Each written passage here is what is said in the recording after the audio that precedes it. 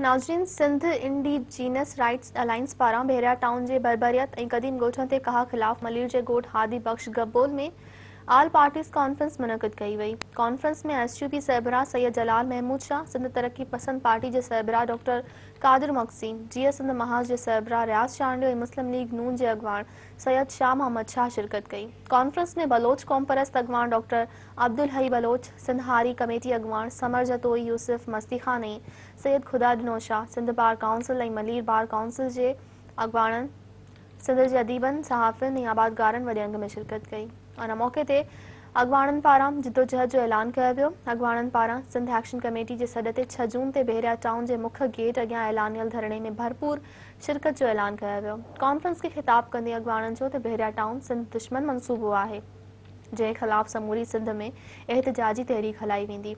अगवाणन लाॻापियल इख्तियारन तोड़े supreme court का मुतालबो कियो त बहरिया टाउन के ज़ुल्म जो नोटिस वठी सिंधी वसंदन के तबाह थियण खां बचायो वञे। बहरिया टाउन DHA ASF या मेगा हाउसिंग स्कीमूं ही कतन तरक्याती मनसूबा मकामी माण्हुनि लाइ न आहे। हिकु हाउसिंग स्कीम रहायशी मनसूबो अहिड़ो कोन्हे को थोरनि पैसनि में मकामी माण्हुनि खे ॾिनो वञे, पर ही कब्ज़ो आहे त राति जो मशीनियूं पियूं अचनि थियूं, माण्हुनि जा घर ढाहे चवंदा त तरक्की ही मकामी आबादीअ खे अक़लियत में तब्दील करणु, माहौलियाती तबाही आणणु, ही आर्कियोलॉजी जूं साइटूं तबाह करणु, ही जानवरनि जो वजूद तबाह करणु, त ही माहौलियाती तबाही ऐं असांजी डेमोग्राफी जी तबाहीअ जो मनसूबो आहे। उनखे उजागर करण लाइ मुसलसल सिंध जा क़ौम परस्त कारकुन रोडनि ते आहिनि। असांखे उमेद आहे त असां इमरान सरकार ऐं PPA जी जेका तरक्याती मनसूबनि जे नाले में धरती धन लाइ तबाही जा मनसूबा आहिनि उनखे शिकस्त ॾींदासीं। शेख अयाज़ चयो त ही पंहिंजी करणी भरणी आहे, पर सिंध अयाज़ न मरणी आहे। पंहिंजे वढे जो न को वेझ न को तबीब। ही जेको तव्हांजी जेके ज़मीनूं जेके ॾिनियूं कहिनि, मुख्तियार कार केरु आहे? असांजो सिंधी, असां सॼी उमिरि सिंधी ऑफिसर चवंदा रहियासीं। हे राजा आहे न, हिन जो पीउ बि जेको ज़ैन अंसारी इहो चवंदो त सिंधी ऑफिसर रखो। पोइ छा थियो? ही मुख्तियार कार केरु आहे? DC केरु आहे? ही तपेदार केरु आहिनि? सभु सिंधी आहिनि। ही बहरिया ॾेखारण वारो केरु आहे? ही ज़मीनूं इलाटमेंट करणु उहे ओतिरा ई मुजरिम आहिनि जेतिरो बहरिया वारा ॿिया मुजरिम आहिनि। ही तपेदार, ही मुख्तियार कार, ही DC अरबपति थी आहे, उन्हनि जो कप्तान बि थी आहे, का कान थी आहे।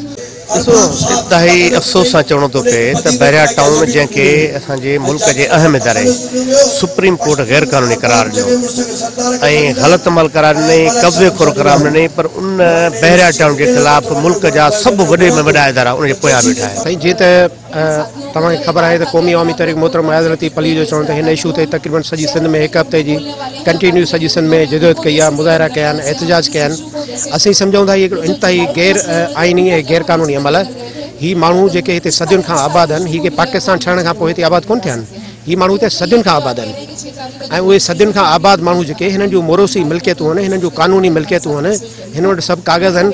बहरिया खे जेको आहे सो 1000 एकड़ ज़मीनूं जेको आहे अलर्ट थी वियूं। सिंध जा ॻोठ छो कोन था लीज़ कयो? कराची जा ॻोठ लीज़ छो कोन था कयो? जेके माण्हू सदियुनि खां आबाद आहिनि उन्हनि खे तव्हीं जेको आहे क़ानूनी हक़ छो कोन था ॾियो? वो अपनी धरती की हिफाजत है, धरती माँ है। मैं ये कॉन्फ्रेंस के में भी ये बातें की और ये भी हर जगह लोगों को जगह है, आवाम को जगह है। हमको समझना चाहिए सियासी कारकुनों को, आल पार्टी कॉन्फ्रेंस में शामिल लोगों को, कि असल ताकत अवाम है।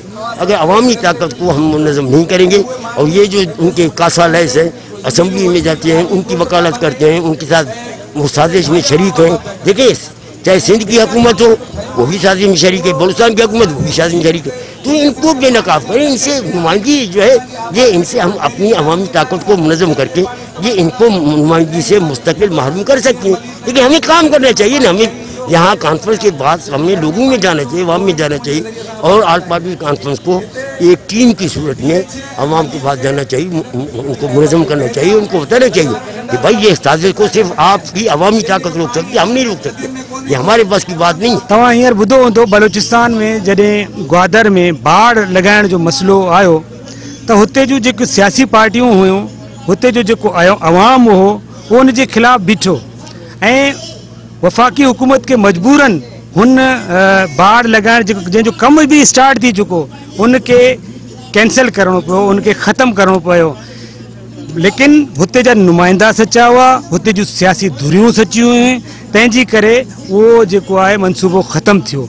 अॼु असीं हिते जेके नुमाइंदगान आहिनि, हिते जेके सियासी पार्टियूं आहिनि, जेके APC में बि शरीक सियासी आहिनि, इहे अगरि मुख़लिस थियनि, लेकिन अफ़सोस जी ॻाल्हि आहे त हिते जी जेका सियासत आहे उहा जेका आहे बलूचिस्तान जी सियासत जी उबतड़ आहे। सिंध जे माण्हुनि खां जमहूरियत जे नाले ते वोट वठी जॾहिं उहो सिंध में पहुचे थी, पोइ सिंध जे माण्हुनि ऐं हारनि ऐं पोरियतनि सां को सेलोकार नथी करे ऐं उहो पंहिंजो सिंध जे माण्हुनि खे विसारे थी छॾे।